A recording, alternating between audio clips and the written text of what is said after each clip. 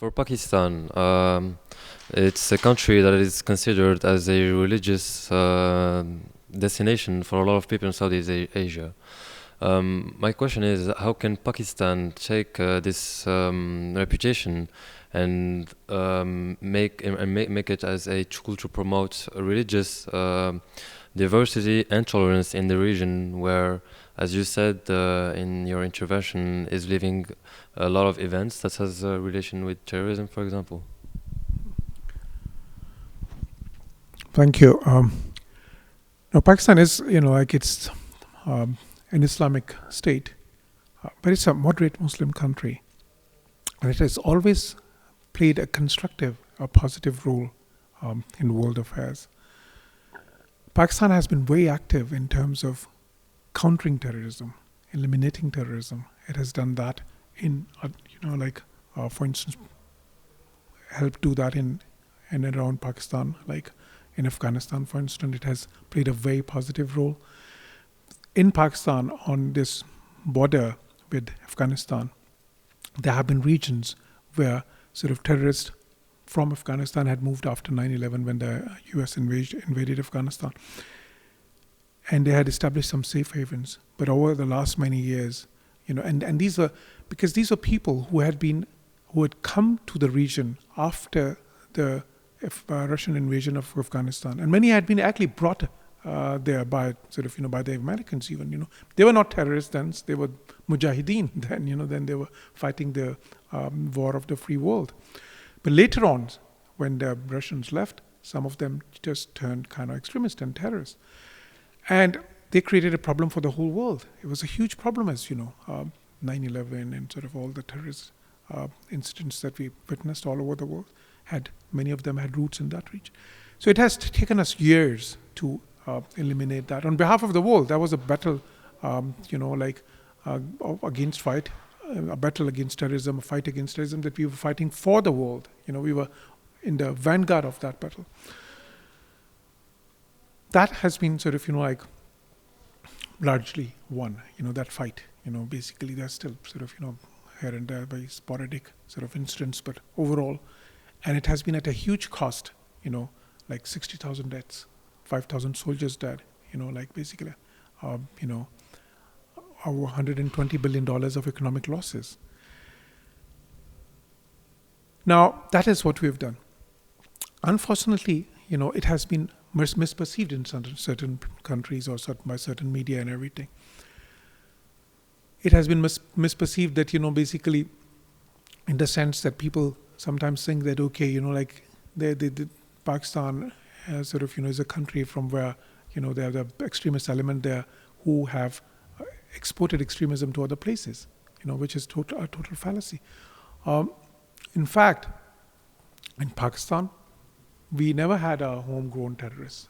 Basically all these terrorists, these were basically the offshoot of that Afghan war, and they came from all over the world, from Middle East, from Central Asia, from Afghanistan. And then of course there were some local guys who joined them, basically. But in terms of the influence that we had as a moderate Muslim country, it's always a positive influence, because we are trying to promote because Islam stands for what? It stands for peace. Just the word Salam Alaikum means peace be upon you. That's what Salam Alaikum means. Salam, Islam, it's peace, means peace. So we are trying to just promote the core values, and that too also, we're not trying to export any religion, we are not trying to export any even any spiritualism of any sort, because that's not a country's job, But what we do is we have our own values in terms of our very rich and diverse history. These values are values of moderate Islam. These are values of a rich culture, values of peace, peaceful coexistence.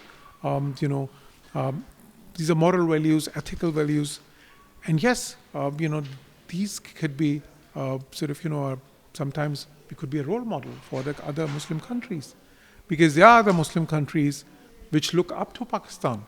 After all, it is one of the largest Muslim countries. In many ways, it's people think it's the most powerful country amongst the Muslim world. So because of that, we are a role model, but a positive role model. We always promoted moderation, and we have promoted sort of coexistence. We have promoted, and Islam has, in my view, in our view, Islam has a total compatibility with the contemporary values of sort of democracy, contemporary values of sort of liberal societies that we have, and that's what we promote as well. For my second question, it has a relation with India, of course. As we know, Pakistan and India always had their ups and downs, but recently the relation is more into this phase of being in normalization phase. And as you said in your intervention, Southeast Asia might be a very productive region in the future. Do you think that maybe creating a sort of policy, a strategic policy between the two countries, which is integrating all levels, can create a way of sharing again the cultural aspects of India and Pakistan, and at the same time developing the tourism? As we know, the two countries share almost the same culture, same history, but also the same nature. Yeah, you see, I mean, India and Pakistan, they're both countries which are going to have high growth, because it's kind of, because it's not our projection. This is a projection of international economists, international experts, that South Asia will be the region with highest growth in the coming years.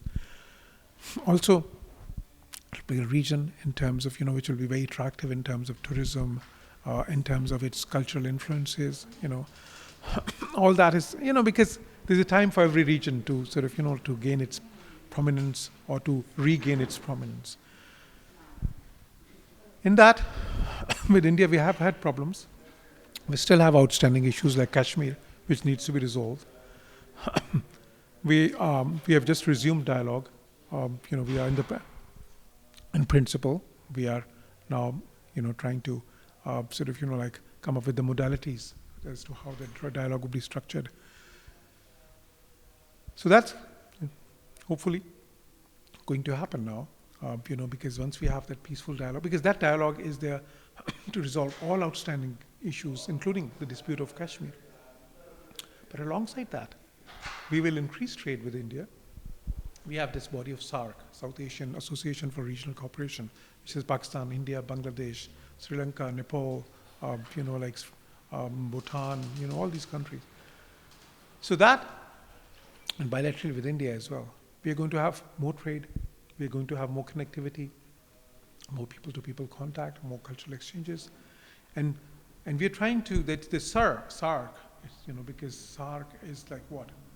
When we say all these 8 countries, these are 20% of world population, This region of South Asia, with this organization, with cooperation, in a way, sort of, after fostering a very cooperative sort of, environment, can be an engine of growth for the whole world, can be the most coveted region in terms of, tourism, in terms of a destination for investment, in terms of trade, in terms of commerce, in terms of travel, all that. So we are working for that. But there's a responsibility on India as well, being the bigger country in the region, because India just doesn't have issues with Pakistan, it has issues with other countries as well. So it needs to be more magnanimous in trying to sort of, in trying to resolve those. So the region is free of those encumbrances, and embarks upon on the path to progress in the most desirable way.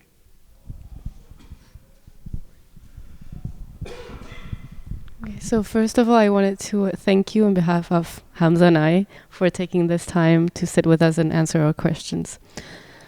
Yeah, so Carla, yeah. So as to my first question that I have here, that I'm just going to read, it says, Malindo Air has started to direct its flights towards Pakistan, saying that the launch of its flight operation will promote business and tourism in the two countries. So, how is the South Asian market essential to developing tourism and other projects for Pakistan? That would be my question. Okay, so this which airline was that? Malaysian Oh, the Malaysian. Yeah, yeah. Karachi used to be a hub. For many airlines. I remember in the 80s, it was a bigger hub than Dubai. And then of course because of different factors, like it sort of lost some of that position. But it's coming back now. More and more airlines are, restarting the operations for Pakistan because they can see the positive sort of, news coming from there, the positive story coming from the upward spiral, that is sort of, in process and works there. Um,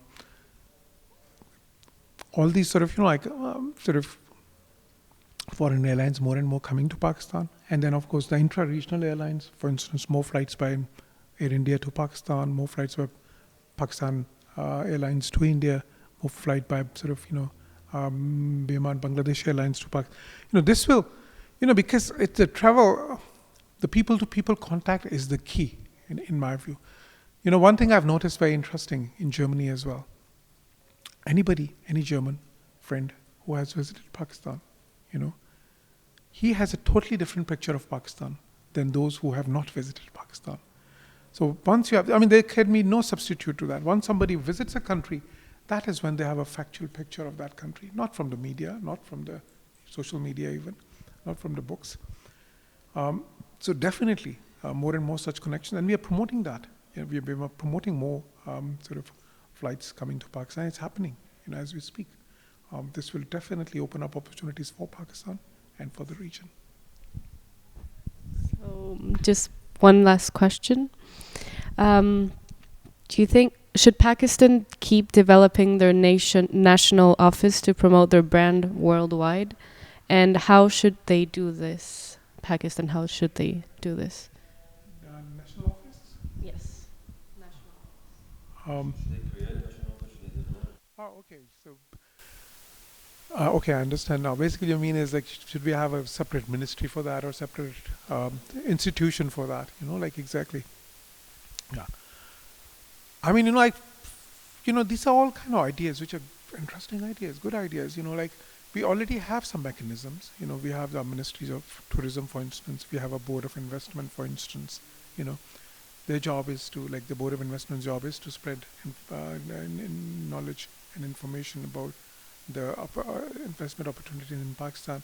Not just to do that all over the world, but also to facilitate that. The job of Ministry of Tourism is to again spread and facilitate sort of that travel to Pakistan. So we have the institutional mechanisms for that. I think what we need to do there is probably to put in more resources, because it's the resources which basically make those institutions work in a more efficient way, in a more effective way. So yes, we will be in the coming years. We'll be putting more resources to that, because first of all, we are the present government is very conscious of that. They know the importance of this. Second of all, we are seeing good results of our efforts, and that is very important, because when you do something and you see good results, that is the time you want to invest more in that. So we have seen very good results in the last 2 years. So now we are going to invest more in that, definitely, like you suggested. Yeah, thank you again for your time and for the questions.